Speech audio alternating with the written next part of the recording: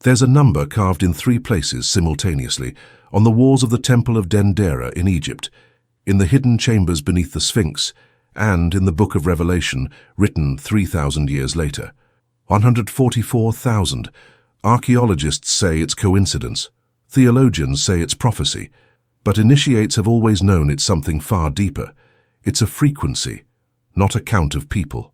A frequency of consciousness that can be activated in any human being who's ready.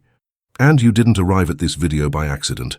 In the Emerald Tablets, Thoth writes something translators have never correctly interpreted.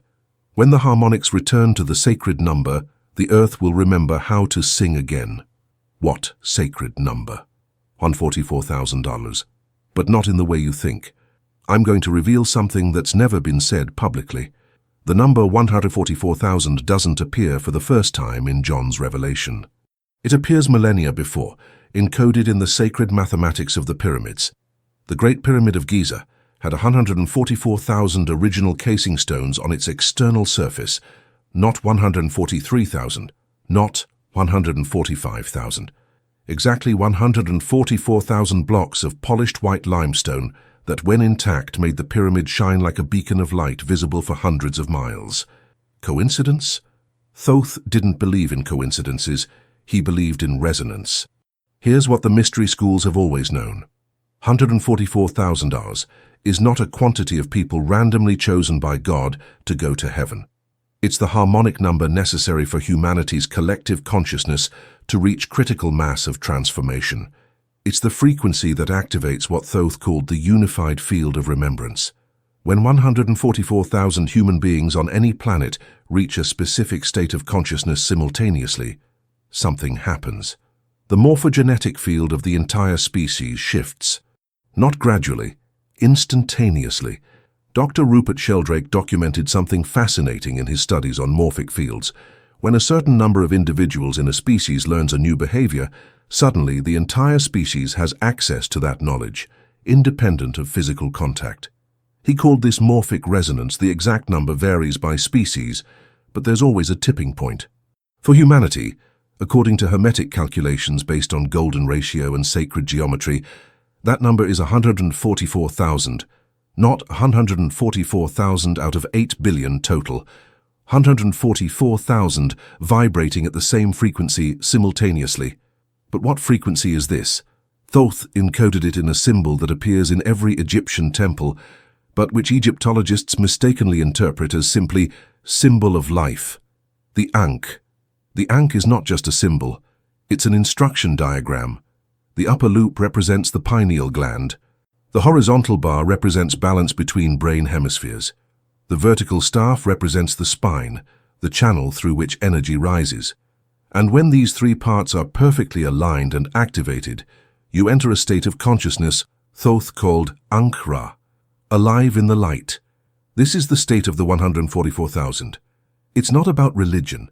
It's not about being chosen externally. It's about activating internally a specific frequency of consciousness. John of Patmos, the author of Revelation, wasn't inventing this number. He was channeling a much more ancient knowledge, and there's evidence of this in the text itself. Revelation 7 describes the 144,000 as being sealed on the forehead with the name of God. Where is the forehead? Exactly where the pineal gland projects energetically outward from the skull. The third eye. The seal is not a physical mark, it's pineal activation. And when the pineal is fully activated, you enter direct communication with higher dimensions of consciousness. Thoth taught that there are 12 levels of pineal activation. Most people operate at level 1 or 2. Meditation practitioners reach level 4 or 5. Advanced mystics achieve level 7 or 8, but the 144,000 operate at level 12, complete activation. Total communication with what Thoth called the Akashic records, the universal information field where all knowledge past, present, and future is stored. Now I'm going to reveal something shocking. The 144,000 have existed before. This is not a future event. It's a cyclical event. In the chambers beneath the Sphinx, chambers that official archaeology refuses to publicly open, there exists a room called by initiates the Hall of Cycles. On the walls of this room, according to reports from 19th century explorers who had access before the chambers were sealed, there are 7 murals. Each mural shows a different civilization, and in each mural there's a representation of 144,000 human figures radiating light, surrounded by a sleeping humanity. 7 civilizations, 7 activations of the 144,000. The last one happened approximately 12,000 years ago, at the end of the Age of Leo, when an advanced civilization, some call it Atlantis, reached a critical point of evolution. 144,000 individuals of that civilization simultaneously activated the Ankh-Ra frequency. And in that moment, according to the records, something extraordinary happened. The collective consciousness of the entire human species took a quantum leap. Knowledge that before was accessible only to few became available to many. Art, language, agriculture, astronomy, mathematics, everything flourished simultaneously at multiple points on the planet. Archaeologists call this the mystery of the Neolithic cultural explosion. But it wasn't a mystery. It was critical mass. It was 144,000 beings reaching Ankh-Ra at the same time. But that civilization eventually fell, not from external cataclysm, but from internal imbalance. Thoth recorded this in the tablets. When light becomes too intense too quickly, those who are not prepared burn instead of shine. The premature activation of the 144,000 before the mass of population was ready created an unsustainable division, an illuminated minority and a still sleeping majority. And that tension eventually collapsed the entire civilization. That's why this time the process is different. Thoth, along with other advanced beings that Egyptian texts call the Watchers, established a protocol. The 144,000 cannot be artificially activated, cannot be forced, cannot be externally chosen. They must choose themselves, and the timing must be organic. When there's critical mass of consciousness ready to receive the leap, the 144,000 will activate spontaneously, in perfect synchrony, without need for external organization. And here's the part that will change everything you think about this number. You can be one of the 144,000, not because you're special, not because you were chosen before birth, but because you're responding to the call in this moment. The fact that you're watching this video, the fact that something in you resonated with these words, the fact that you felt deep recognition when you heard 144,000, this is not coincidence. It's a sign that your soul is calibrated to the frequency that can activate Ankh-Ra. But activation requires preparation, and preparation requires understanding. Understanding of the 12 keys of activation. First key, the pineal awakening. Without the pineal gland functioning fully, you cannot receive transmissions from higher frequencies. The pineal is literally a biological antenna, but in most people, it's calcified, blocked, asleep. Fluoride in water, environmental toxins, excessive artificial light, all contribute to shutting down this antenna. Thoth taught a specific technique to reverse calcification. It doesn't involve supplements, it doesn't involve radical diets, it involves sound. The pineal responds to a specific frequency, 963 Hz. This is the frequency of what the ancients called the crown sound, the note that connects you with higher dimensions. 10 minutes daily of exposure to 963 Hz, whether through tuning forks, tuned Tibetan bowls, or digital audio, begins dissolving crystallizations in the pineal. But not just passive listening. You need to tone along, breathe deeply, and as you exhale, produce the sound E, as in seed, at the highest pitch your voice can comfortably reach, trying to resonate with the 963 Hz. Feel the vibration in the center of your head. 21 consecutive days. The pineal begins to awaken. Second key, hemispheric balance. The horizontal bar of the Ankh represents something crucial, brain coherence. Left and right hemispheres operating in perfect synchrony. Most people live in imbalance. Dominant left hemisphere, logical, analytical, but disconnected from intuition. Or dominant right hemisphere, creative, intuitive, but without grounding in reality. The 144,000 operate in a state of total coherence. Thoth taught a specific practice he called the breath of the twin serpents. It works like this. Block the left nostril with your left thumb. Inhale deeply through the right nostril for 4 seconds. Block both nostrils. Hold for 4 seconds. Release the left nostril. Keep the right blocked. Exhale through the left nostril for 4 seconds. Now reverse. Inhale through left, hold, exhale through right. That's 1 complete cycle. Do 12 cycles. This alternate breathing forces the hemispheres to synchronize. Modern neurologists confirm this practice increases interhemispheric communication and induces states of brain coherence. Thoth knew this 5,000 years before EEGs existed. Third key, spinal activation. The vertical staff of the Ankh represents the spinal column, the central energetic channel. In Hindu tradition, they call it Sushumna. In Taoist tradition, the central channel. Thoth called it the river of fire. When energy flows freely from the sacrum to the crown, without blockages, you enter expanded states of consciousness. But most people have this channel obstructed by emotional traumas crystallized along the spine. Each vertebra stores memories. Thoth taught that you can dissolve these memories through active visualization. It works like this. Sit with spine erect. Visualize a thread of golden light entering at the base of the spine. Mentally move this thread vertebra by vertebra, ascending slowly. At each vertebra, pause for a few seconds and observe if you feel resistance, discomfort, or if memories arise. If you feel something, breathe deeply 3 times into that specific vertebra, visualizing the golden light dissolving any blockage. Continue ascending to the crown. Practice this for 21 days. The river of fire begins to flow. Fourth key, field purification. Here's something almost no one talks about. You cannot activate Ankh-Ra while your energetic field is polluted. Energetic field, what the ancients called aura, is real. It can be photographed through Kirlian cameras, it can be measured through sensitive magnetometers, and it can be contaminated. Contaminated by dense emotions, chronic anger, resentment, deep fear. Contaminated by toxic environments, places with violence, collective trauma. Contaminated by parasitic relationships, people who drain your energy. The 144,000 keep their fields impeccably clean, not from arrogance, but from functional necessity. A polluted field cannot resonate at Ankh-Ra frequency. Thoth taught a daily technique he called the violet light bath. Violet is the frequency of transmutation. Every morning before starting your day, stand feet shoulder-width apart. Close your eyes.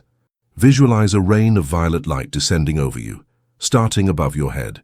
This light passes through your body, washing all layers of your energetic field. While visualizing, mentally pronounce, "May everything that doesn't belong to me be dissolved. May everything that doesn't resonate with my highest frequency be transmuted. May my field be restored to its original purity." 3 minutes. Every morning, your field begins to shine. Fifth key, the word fast. Here's something mystery schools guarded carefully. Words create reality, not metaphorically, literally. Sounds are pressure waves that reorganize matter at molecular level. Words are sounds charged with intention, therefore they reorganize matter and consciousness. Every word you speak is sculpting your reality, and most people are constantly sculpting realities of limitation, disease, scarcity, fear. I'm tired. I have no money. Life is hard. I'm getting old. You're using the creative power of word to manifest exactly what you don't want. The 144,000 practice, what Thoth called the word fast. It's not about total silence. It's about speaking only what you want to create.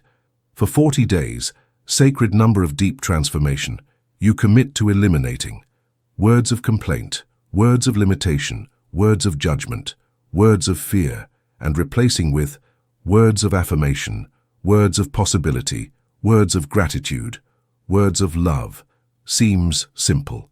It's devastatingly difficult, because you discover how much your speech is programmed in the negative, but after 40 days of word fast, something extraordinary happens. Your reality begins to change, not because you're attracting things magically, but because you stopped creating the opposite of what you desire.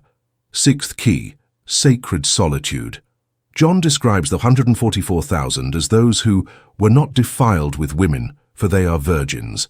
Theologians interpret this literally as celibacy. Initiates always knew it was symbolic. Defilement doesn't refer to sex. It refers to loss of energetic sovereignty. Most people are constantly giving power away to codependent relationships, to social approval, to systems demanding conformity, to families that drain instead of nourish. And in this process of constantly ceding power, you lose access to your highest frequency. The 144,000 practice sacred solitude, not isolation. Solitude, the capacity to be alone without being lonely. The capacity to derive wholeness from yourself, not from external validation. This doesn't mean abandoning relationships. It means entering relationships from fullness, not from lack. Thoth taught you need at least 90 minutes per day of sacred solitude. No phone, no people, no distractions. Just you and your consciousness. Meditating, walking, creating, contemplating, but alone. When you practice sacred solitude consistently, something shifts. You stop needing others to feel whole. And paradoxically, your relationships improve, because you're present by choice, not by necessity. Seventh key, the Dietary Code Revelation 14 mentions that the 144,000 were not defiled. Again, deep symbolism. Your body is a temple for consciousness, and temples need to be kept pure. Not in moralistic sense, but in vibrational sense. Everything you ingest has frequency. Processed foods, full of chemicals, produced in suffering, low frequency. Natural foods, cultivated with intention, consumed with gratitude, high frequency. Thoth didn't advocate a specific diet. He advocated food consciousness. Before each meal, practice the vibrational blessing ritual. Place hands around the food without touching. Close your eyes. Breathe deeply 3 times. Mentally, elevate the food's vibration, visualizing golden light penetrating each molecule. Thank the food for nourishing your body. Then eat slowly, chewing completely. Present. Sounds too mystical. Masaru Emoto's studies showed conscious intention alters molecular structure of water. Your body is 70% water. Your intention about what you eat literally changes the effect that food has on you. Eighth key, service without expectation. Here's a truth that goes against everything modern spirituality teaches. You don't activate Ankh-Ra to benefit yourself. You activate Ankh-Ra to serve. The 144,000 are not a spiritual elite enjoying cosmic privileges. They're workers. Workers of light, literally. Their role is to anchor higher frequencies in the physical plane so others can access them more easily. It's like being a lightning rod. You don't keep the electricity for yourself. You direct it where it needs to go. Thoth taught that each of the 144,000 has the capacity to raise the frequency of approximately 55,000 people around them through mere presence, not through preaching, not through converting, through being. When you vibrate at Ankh-Ra, your energetic field expands and touches everyone around you. People feel inexplicably better near you. Environments harmonize when you enter. Conflicts dissolve in your presence. But this only works if you're not trying to make it work. If you expect recognition, gratitude, validation, ego is present, and ego blocks Ankh-Ra immediately. Service of the 144,000 is completely anonymous. You may not even notice you're doing it. You're simply living in the frequency, and the frequency does the work. Ninth key, mastery of time. Here's something John doesn't explicitly mention in Revelation, but which is encoded in the text structure. The 144,000 operate outside linear time.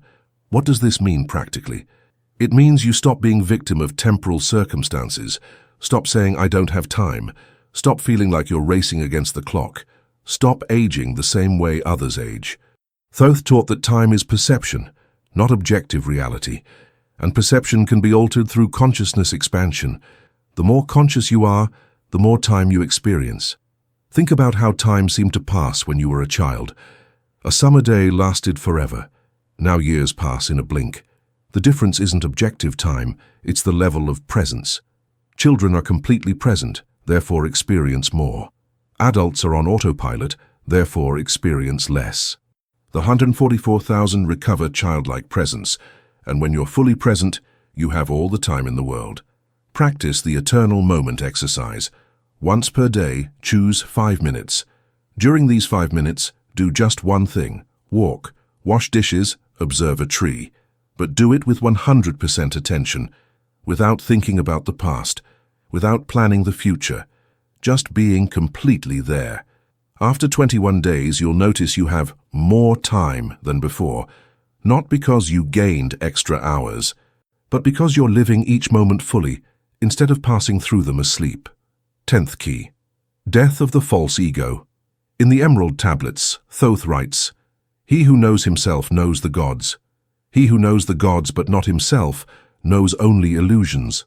The greatest barrier to Ankh-Ra is the false ego, not healthy ego, the sense of self that allows you to function in the world. The false ego, identity built on fear, lack, need for validation. The false ego is the voice in your head that says, "I need to prove my worth. I need to be better than others. I need to accumulate, conquer, dominate." The 144,000 have passed through what mystics call initiatic death, not physical death, death of false ego, and rebirth in true identity, pure consciousness operating through human form. This doesn't happen in a weekend workshop. It happens through deep existential crises, through moments where everything you thought you were crumbles, through what St. John of the Cross called the dark night of the soul.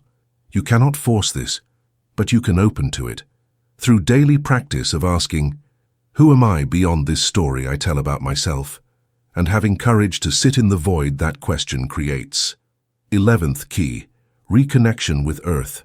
Something few realize about the $144,000.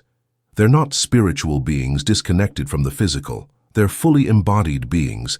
Thoth taught you don't transcend the physical by rejecting it. You transcend by integrating it completely. The greatest modern epidemic is disconnection from Earth.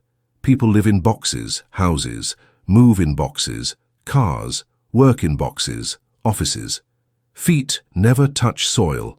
Skin never receives direct sun. Eyes never contemplate natural horizons.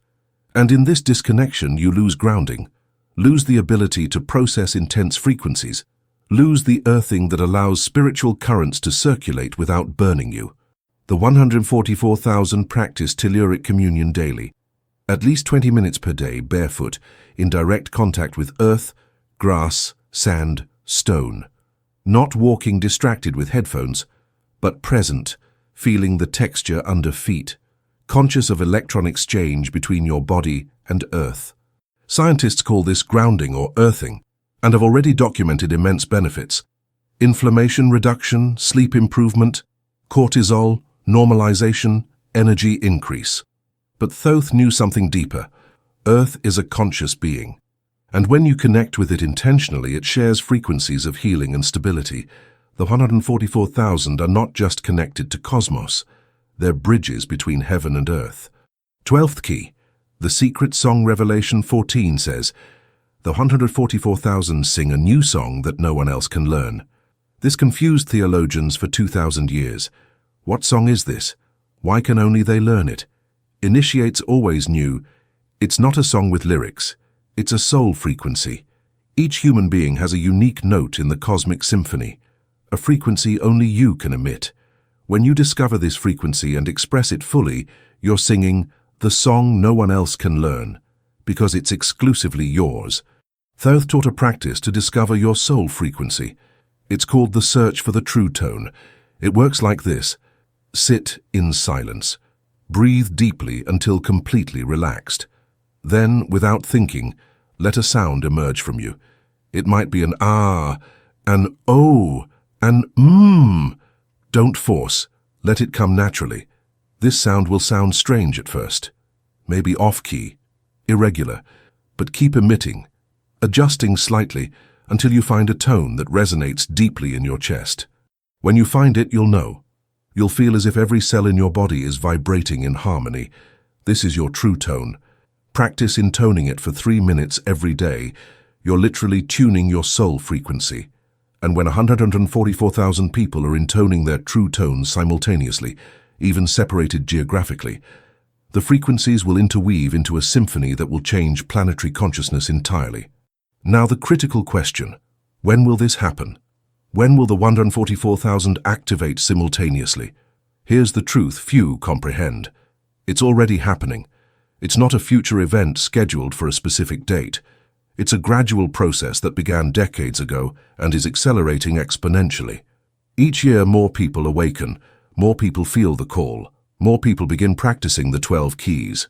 And when critical mass is reached, when exactly 144,000 are vibrating at Ankh-Ra simultaneously, even if just for a few minutes, the unified field of remembrance activates, and all humanity will have access to consciousness frequencies that before were restricted to few.